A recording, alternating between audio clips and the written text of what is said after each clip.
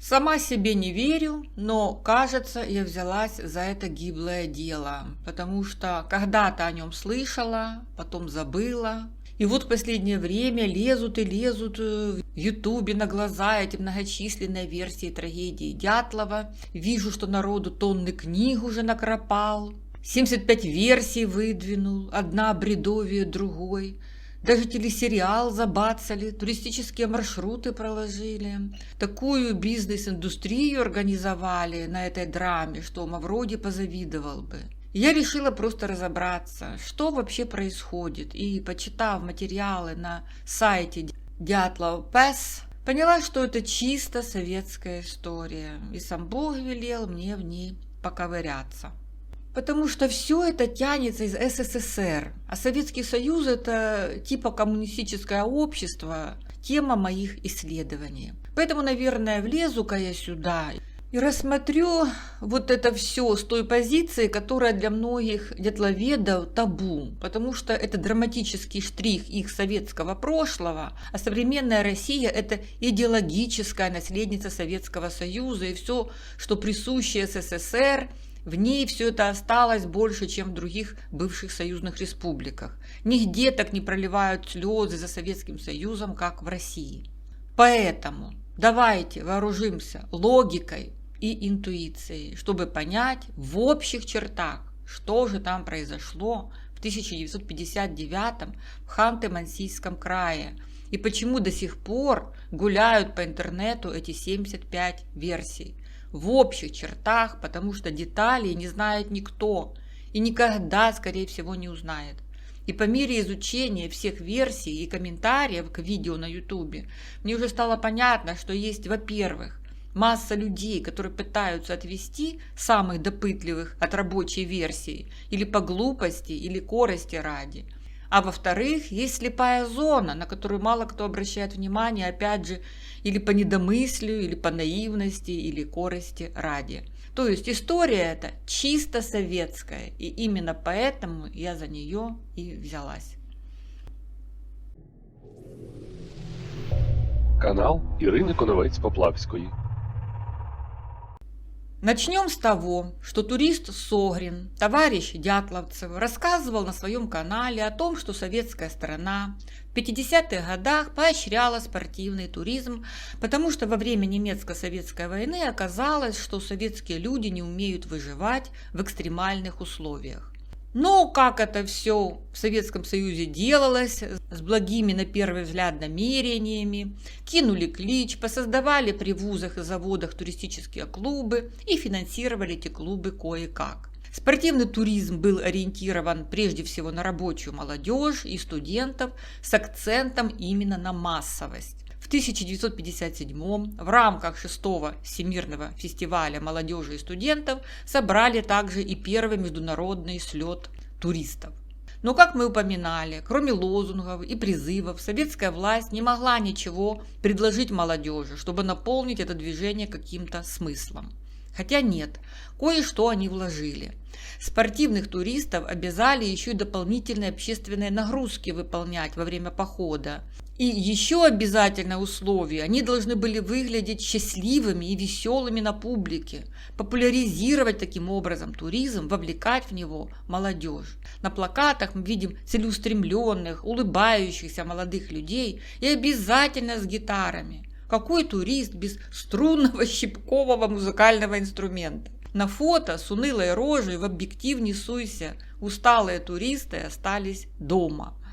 Но на картинках это выглядело красиво, а в реале эти советские туристы сталкивались с тем, что надо где-то брать туристическое снаряжение. Или шить, и мастерить самим, или где-то доставать. Торговля ведь не предлагала широкого ассортимента, и потому советские туристы и были похожи на оборванцев. Когда нашли лабаз дятловцев, то оказалось, что оборудован он неплохо, найденные там продукты свидетельствовали о тщательной подготовке группы к походу, но все остальное – обнять и плакать. Сам Согрин в показаниях в 1959 году на допросе сказал так: снаряжением группа была обеспечена, как любая другая туристская группа, а снаряжение это отвратительное. Если взять наш институт, а в других секциях не лучше, то видно, что на туризм смотрят понаплевательски. Ходят, ну и пусть ходят. А как ходят? А главное, в чем ходят, мало кого интересует. Палатки 4-5-летней давности. Хорошей одежды, защищающей от ветра и холода, нет. Лыж для туристов нет, так как так называемые туристские лыжи Кировского дока не отвечают туристским требованиям. Нужны легкие лыжи, широкие, с окантовкой. Во всем это можно видеть реальную возможность потерять еще людей. Кроме того, при выпуске снаряжения почему-то совершенно не заботятся о снижении его веса, а тяжелый рюкзак – большой бич туристов. Часто трудно бывает достать нужные высококалорийные и легкие концентраты. Конец цитаты. Поясним. Лыжи тогда выпускал Нововятский деревообрабатывающий комбинат, их называли кировские, вот такого вида. Туристские лыжи были узкие, шириной где-то 7-9 сантиметров, в то время как мансийские промысловые лыжи были похожи скорее на снегоступы, шириной до 18 сантиметров. Что до рюкзаков, то на одном форуме я прочитала, что дятловцы, судя по фото, несли на себе абалаковские рюкзаки и колобки. На тот момент абалак считался нормальным рюкзаком, колобок же требовал определенной сноровки в упаковке вещей, чтобы не мучиться при переходе. Колобок имел такую же шарообразную форму, что и вещмешок, из того же плотного брезента и столь же неудобный. Отличался колобок от вещмешка большим объемом, наличием верхнего клапана и более широкими плечевыми лямками. А балаковские рюкзаки были очень неудобными. Вес ноши давил на плечи, стропы лохматились на концах и с трудом продевались в пряжки. Брезентовая ткань намокала под дождем и становилась ощутимо тяжелее, а на морозе брезент каменел и вставал колом. Кроме того, объема рюкзака не хватало, и вещи приходилось навешивать снаружи. Рюкзак весил 2 килограмма, а палатки 5-7. У дятловцев была двойная палатка, которая весила до 10 килограмм. Когда поисковики нашли вещи дятловцев, то, цитирую акт, предположительно Колмогоровой Зинаиде принадлежат рюкзак черный, старый, подчинен по боковому карману. В нем зубная щетка, заворачивающаяся внутрь, бинт, письмо из Березники на имя Колмогоровой и кусочек мыла, завязанный в тряпку. Конец цитаты. Вот такая ситуация. И вы теперь понимаете, что нельзя повествовать об этой советской трагедии, начиная словами «они в панике выбежали из палатки, побежали вниз босые», как это многие представляют. Надо сначала понять, как они дошли до той палатки и в каком виде. А это видно и на фотографиях дятловцев, что они выглядят как бомжи, хотя 4 из них из семей ответственных работников. А вот фото альпинистов в Альпах в 1951 году. Уже тогда одежда туристов капиталистических стран была слоистая, из качественных материалов. Верхний слой – грубая куртка или парка, шерстяные брюки, куртки с добавками водоотталкивающих тканей, добротные ботинки. И все это было доступно, можно было купить в любом спортивном маркете. И у американцев в 1950-х уже были шерстяные базовые слои плюс толстые верхние. Это давало лучшую защиту, чем просто свитер или тонкая куртка. Сапоги часто были из крепкой кожи, с высокими халявами и утеплением, а не просто валенки или ботинки. Шапки, рукавицы часто дополняли мехом, ветрозащитой. Очень важная вещь при сильном ветре. Что до рюкзаков, то бренд Kelty начал делать первые внешние рамы для рюкзаков в 1952 году еще. Для спальных мешков уже тогда использовался пух, как главный утеплитель в топовых или альпинистских моделях. Также использовали шерсть или комбинированные материалы, когда пуха не было или чтобы удешевить спальный мешок. А Юдин рассказывал, что дятловцы вообще-то имели один спальный мешок на вате, который весил до 10 килограмм. И его тащил один человек первые 2-3 дня самый сильный, а потом проштрафившийся. Хотя в том последнем походе от спальника отказались, а вместо них дятловцы взяли обычные одеяла из общаги или из дома. Со снаряжением разобрались.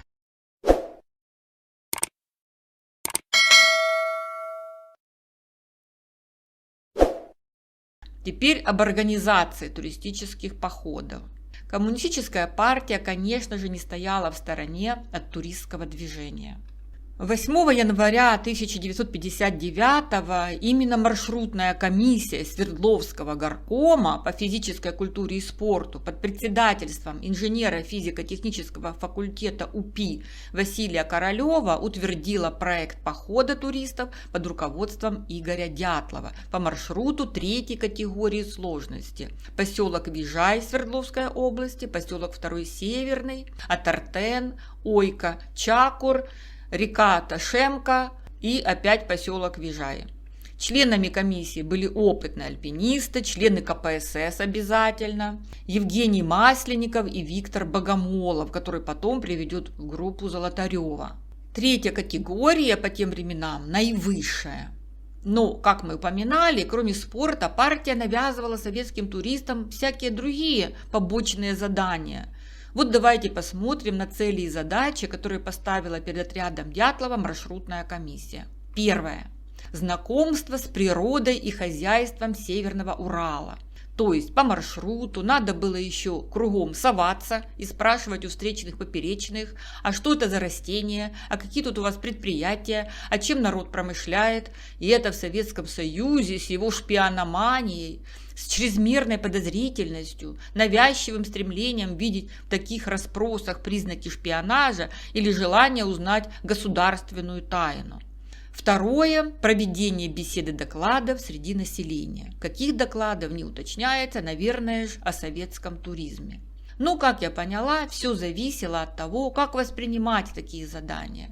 Одни относились к ним серьезно, а другие тупо забивали на них. Все зависело от личности руководителей походов. В отчете Карелина 1959-го я не заметила, чтобы он делал какие-то доклады на маршруте. Значит, каждая группа решала самостоятельно, насколько им все это надо. А что до природы и хозяйства, так можно потом в библиотеку сбегать, почитать, что пишут, и наложить собственное впечатление. И дальше мы будем использовать опыт тех групп, которые ходили в поход в тех же местах, что и дятловцы. Одна из них из Ростова-на-Дону. Они шли в том же 1959 феврале по маршруту Ивдель-Пермский край. Их руководитель Игорь Фоменко рассказал потом, что у них был маршрутный лист, который они везде отмечали и вписывали в него какие-то концерты, которые они давали в клубах. И Согрин тоже рассказывал, что туристы иногда выступали с песнями и плясками в клубах и домах культуры на маршруте. И группа Шумкова тоже давала концерт в Бурмантово, а перед этим Владимиров сделал доклад о туристах. Кто они такие, что едят, что пьют и куда бредут, что ищут, хотя ничего не потеряли. Возвращаемся к целям и задачам. И только 3-й пункт этих целей и задач – повышение спортивного мастерства участников похода. 4-е – изучение глубины промерзания грунтов по данным опросов и наблюдений жителей Северного Урала. То есть, опять же, туристам надо было еще и опрашивать по дороге всех жителей о погодах, климате, почвах. Короче, это все похоже на смесь агитбригады и этнографической экспедиции Пржевальского. Это уже не спортивный поход на 3-ю высшую категорию, это миссия. Это своего рода послание местным жителям с объяснением, почему мы, туристы, существуем. Что до финансирования, то, как объяснял Юдин, на эту экспедицию каждый участник внес по 350 рублей на пополнение походной кассы. Деньги собирала Дубинина. Правком на 7 человек студентов выделил 1100 рублей, так как Золотарев, Слободин, Тибо и Кривонищенко не были студентами УПИ. На них правком деньги не мог выделить, и они должны были внести еще сверх того 350 рублей. Турклуб выдал инвентарь какой-то и продукты. На собранные деньги докупили харчи и инвентарь, аптечку, блокноты, карандаши, материалы для утепления палатки и так далее. Рюкзаки, лыжи, ботинки, палатку, ледорубы, другое снаряжение получили в институте. А карты топографические были в то время засекреченные. И их дятловцы, как все туристы тех времен, ходили, выпрашивали кто где. У геологов или у других туристов. Вот как о своем зимнем походе 1959-го рассказывает Фоменко. И поясним, что кроки – это приблизительная схема участка местности с обозначением только самых важных объектов. Наша группа уезжала на тройку последней, но без карты, с кроками. Была, конечно, как и полагалось, копия административной карты, но даже дети знали, что она сделана для уроков географии и для того, чтобы враги и шпионы запутались. Поэтому группы составляли свои карты, менялись друг с другом на слетах, пересекающихся маршрутах, передавали через знакомых. Мы пообещали знакомым геологам сделать какие-то замеры, а они нам дали кроки. Схему на компрессной бумаге и комментарий. Идите вдоль хребта, все в снегу, потом увидите, наверху торчит только 2 черных камня, идите между ними. Это и есть перевал. А в клубе туристов кто-то сказал, что видел знакомого, который точно знает, что примерно в это же время туда же идет группа Свердловского политеха, и вроде бы у них есть приличная карта. Это уже было кое-что. Конец цитаты. Так что Фоменко сам надеялся встретить дятловцев, которые, по слухам, раздобыли приличную карту. На форуме нашла информацию, что у Дятлова была 10-километровка, но карта с таким масштабом – это вообще ни о чем. Ходить по такой карте невозможно в принципе. Нужна минимум 2-километровка, а лучше километровка. А 10-километровка – это абсолютно бесполезно. Годится лишь для общего знакомления с местностью. Также у Дятлова потом нашли часть карты Ивдельского лесничества, несколько фотокарт и 3 кальки с карт лесничества. Как остроумно заметила исследователь Пискарева, какая у дятловцев была карта, не секрет. Похожая на карту с пачки Беломора, где все символично, а Ауспия вообще одна линия.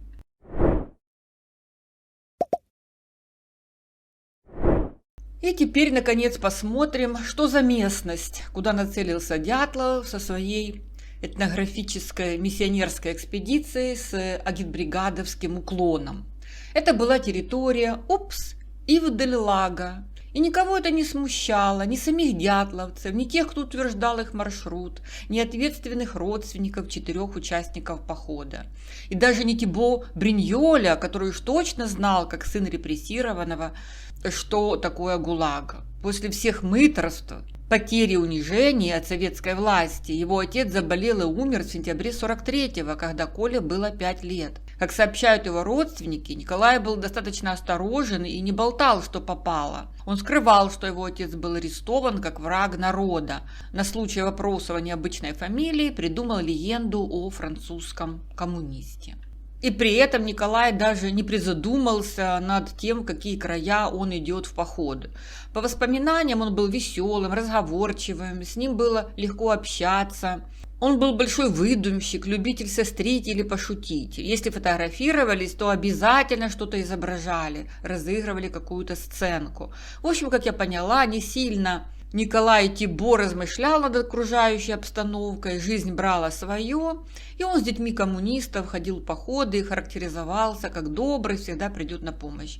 Никто не говорит, чтобы он бирюком сидел в своем углу, но хотя бы удивился, отчего-то мы премся на территорию лагерей. Иных мест нет, что ли? Причем в Ивделе надо было обязательно регистрироваться в комендатуре, но забегая вперед, скажем, что группа Дятлова не регистрировалась, и мало кто из туристов это делал в 50-х. Не 1937 все-таки, а времена оттепели. Правда, Свердловская область, собственно, вся была утыкана этими лагерями. Вот мы видим карту Свердловской области с обозначением ИТЛ, комендатур, отдела спецпоселений. 50-х годах, но на севере, в лесистых краях, это все выглядит намного более зловеще. К югу, в долине Лозьва, в районе Ивдель-Лага, находились исправительно-трудовые лагеря НКВД, где содержались как уголовные, так и политические заключенные. К началу 60-х некоторые лагеря уже были закрыты, но там оставались поселения бывших зэков и их семей. И чем дальше на север, в лесистые местности, тем суровее обстановка. В общем, это был район, населенный людьми со сложными, поломанными судьбами и расшатанной психикой, как в среде заключенных, так и в среде их надзирателей. Следователь Каратаев работал в Ивдель-Лаге 4 года и рассказывал, каких только жестокостей он там не насмотрелся. Даже повторять страшно. То есть и заключенные, и их надзиратели – это были люди одного микромира, в котором и те, и другие старались выжить. И здесь будет уместно поразмышлять о лагерной психологии. Потом будет некогда. Среднестатистический психологический портрет надзирателя в СССР – это человек с отсутствием эмпатии, расчеловечивания заключенных, высоким уровнем агрессии и жестокости. Это все результаты идеологической обработки лагерных работников и того, что насилие в ИТЛ – это была норма. Надзиратели, как правило, испытывали чувство превосходства над заключенными, что вело к их моральной деградации. Есть такой феномен осознанного зла, когда люди, занимающие властные позиции в системе, не просто исполняют приказы, а даже сознательно применяют жестокость и злоупотребляют своей властью ради собственного удовлетворения. Психологический портрет заключенного в ИТЛ. Апатия, шок, деперсонализация. Человек часто ощущает, как будто он наблюдает за своей жизнью со стороны. Мир вокруг кажется нереальным, искаженным, как во сне. Заключенные часто теряли чувство собственного достоинства, чего и добивалась система при помощи унизительных условий быта, скудного питания, бессмысленного труда. Заключенного превращали в раба, живой автомат, безвольного человека, который полностью зависит от лагерного режима. Унижение, лишение и страх заставляли их забывать о моральных принципах и стремиться только к выживанию. Выживание – это ключевое слово в тех местах. И разбавляли этот колорит ханты-манси, остатки финно-угорского народа, коренные обитатели тех земель. Они вели полукочевой образ жизни, охота, рыболовство, оленеводство. Район Халат-Чахль считался у них опасным. Там типа злые духи. Там реально гибли охотники во время бури метелей. Кстати, можно и скептически отнестись, но я смотрела видео «Радио Свободы», где вполне современная русифицированная мансийка рассказывала, что ее родители умерли, потому что их забрал злой дух. Ее отец куда-то там поехал, не послушав предупреждений духов, а потом заболел и умер. Вы понимаете, там, на природе, в лесу, совсем другие законы нам неведомые. Поэтому, Боже упаси, насмехаться над злыми духами мы не будем, потому что мы не знаем тех лесных законов. Жить на природе и не верить в духов, я думаю, это невозможно. Но о верованиях манси мы еще поговорим подробнее в другом месте. Опять же, манси, естественно, плотно сотрудничали с администрацией Ивдель-Лага, подсобляли ловить беглых зэков, доставляли лагерному и партийному начальству шкурки ценных пушных зверей и так далее. Вот такой симбиоз. И климат подходящий. Зимы длинные, температура часто минус 30-40 градусов, сильные ветры. Отец Дубининой потом предъявлял маршрутной комиссии и винил их в смерти дочери за халатность с такой точки зрения. Цитирую. Отправить людей в опасный для жизни поход по горно-таежной ненаселенной местности, где в январе-марте имеют место сильные бураны, сваливающие с ног, по рассказам местных жителей, не только человека, но и оленя, частые завалы, не разработав и не проведя абсолютно никаких даже элементарных мероприятий, в какой-то мере предотвращающих опасности для жизни, совершенно не проводя проверку прохождения маршрута и состояния группы, не организовав ни одного контрольного поста, не дав группе рации, это значит бросить людей почти на 20 дней в опасных условиях на произвол судьбы, что является большим уголовным преступлением. Конец цитаты. Как видим, отец Дубининой осмеливается упоминать только о погоде, никакого намека на все остальное. В показаниях свидетелей тоже никто не упоминал об Ивдель-Лаге как о тюремной зоне. Советские люди боялись об этом даже вскользь сказать, фильтровали свой базар, чтобы лишнего не брякнуть. А отец Рустема Слободина сказал на допросе такое. В беседе со мной 3 марта сего года председатель Ивдельского горсовета товарищ Дерягин сказал, что отправлять в феврале туристские группы в горы Северного Урала – это безумие. Там часты внезапно возникающие ураганы, при которых человек не может удержаться на ногах. Он сказал также, что обычно применяемый туристами способ восхождения на вершины налегке очень опасен в этот период года, так как бураны налетают внезапно, и тогда на горе гибель. Поэтому местные жители, охотники Манси, при первых признаках приближающегося бурана спешат укрыться в тайге. Конец цитаты. Как видим, и профессор Слободин тоже все валит на климат. Советские люди даже заикаться боялись, что дело может быть и не в климате совсем. Как удобно было на непогоду все сваливать и не сболтнуть лишнего. И вот, когда мы теперь понимаем, что это была за местность и кем населена, то представьте, что где-то с 1955-го, еще до доклада Хрущева о культе личности Сталина, в этот Ивдель-Лаг зачастили туристы. С 1956-го уже начались категорийные походы, а к 1959-му от туристов уже шагу негде было ступить. Цитата из показаний того же Слободина о его беседе с тем же товарищем Дерягиным. Он сообщил мне, что через горно-таежную часть Ивдельского района ежегодно проходит немало туристических групп. Местность эта является таким образом избранной спортивными организациями из Свердловской области для проведения туристских походов, особенно выше 2 и 3 категории сложности. Конец цитаты. Свидетель Королев.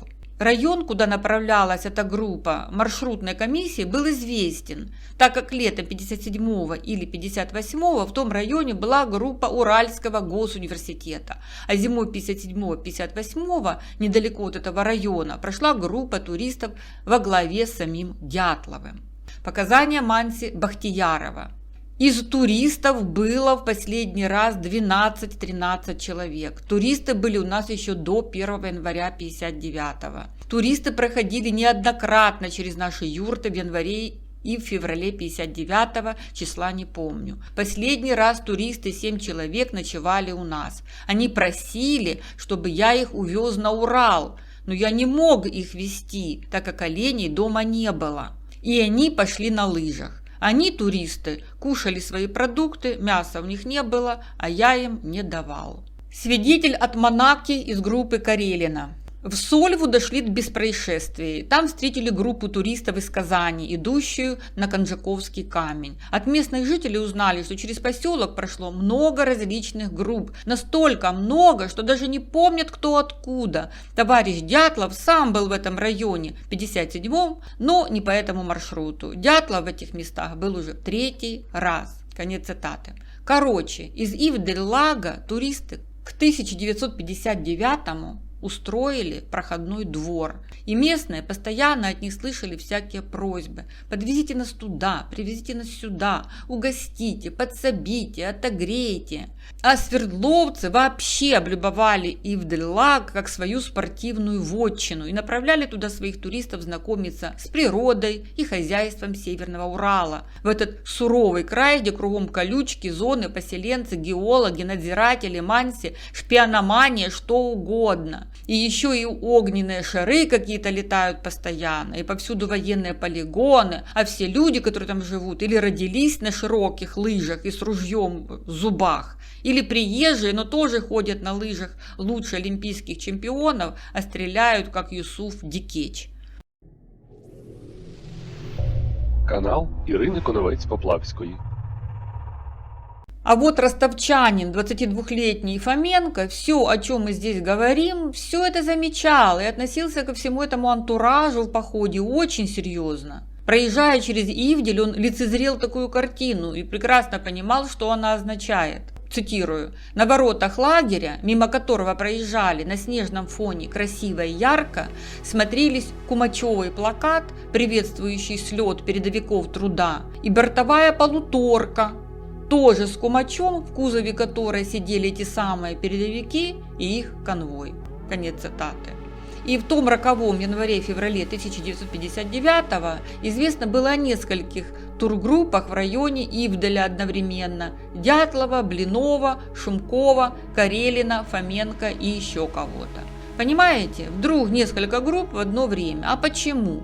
Считается потому, что в это время в Москве с 27 января по 5 февраля 1959 проходил 21 съезд КПСС. И туристические клубы массово организовывали сложные походы для повышения разрядов и посвящали их этому съезду. Район выбирали из-за категории сложности. Для третьей высшей в то время категории, которая всем срочно понадобилась, нужны были именно такие условия – зима, горы, удаленность. Маршрут группы Фоменко, кстати, не включал никаких восхождений. Как он сам считал, на то есть альпинизм. Фоменко предполагал, что восхождение в туризме, да еще и зимнем, это инициатива свердловчан. Он не слышал, чтобы на зимних тройках кто-нибудь куда-нибудь восходил. И правильно, в тех условиях и при том снаряжении хоть бы куда дойти, какие там восхождения. На этом приостановимся. Картина подготовки к походу советских туристов в 1959 понятна. И, к сожалению, именно трагедии обнажают, выставляют на показ все недостатки тех явлений, которые до этого казались такими светлыми, такими пафосными. А вот если случается какое-то несчастье на маршруте, то все рушится за считанные часы. Планы, маршруты, разрешения, карты превращаются в пустую бумажку. Каждый предмет снаряжения становится вещественным доказательством, каждый снимок – последним следом. И уже никто не вспомнит, как туристы смеялись, собирая рюкзаки, как шутили по дороге на вокзал. Остаются только фотоснимки, цифры, имена. И вопрос, что десятилетиями не дает покоя. Что же произошло в ту ночь на склоне высоты 1079?